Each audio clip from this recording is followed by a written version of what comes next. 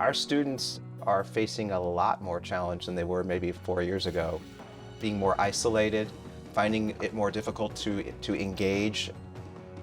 That challenge or that barrier sometimes can be when you have individuals who really just don't understand mental health.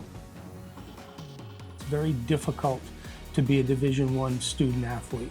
Athletically, it's difficult academically, and it's particularly difficult socially. This is truly one of the most important events of the year for the conference.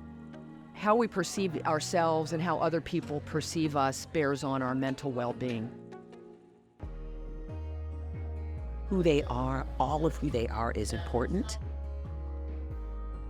This idea of belonging, equity, inclusion, and intersectionality is something that is key and foundational to the Big East. So that's what I want them to take away from my conversation today. Really taking care of the whole student, because there is no good overall health without good mental health.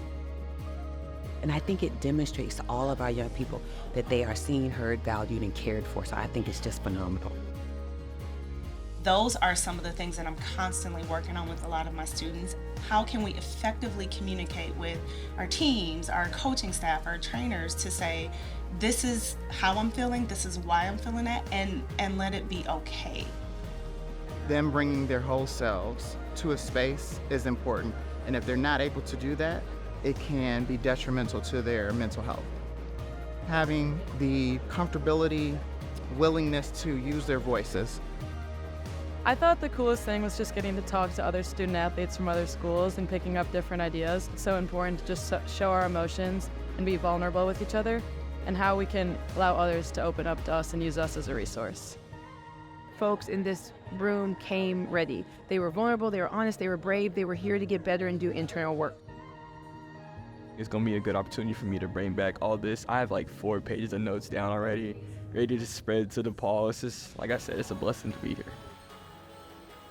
I think, what they're going to take away is the ability to self-regulate their emotions more, self-reflect more, and start to understand who they are in a very nuanced way.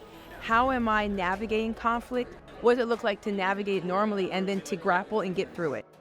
There could be, let's just say, a specific team that may have challenges, but one of those team members may come into my office and kind of talk about those challenges.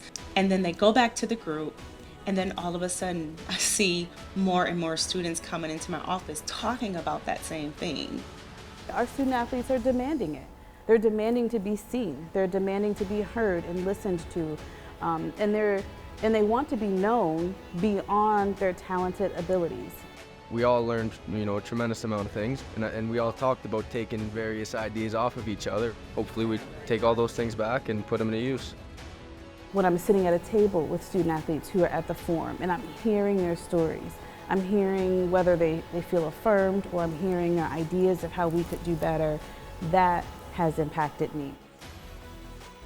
The very first wellness forum that we had in June of 2017, it affected me so much.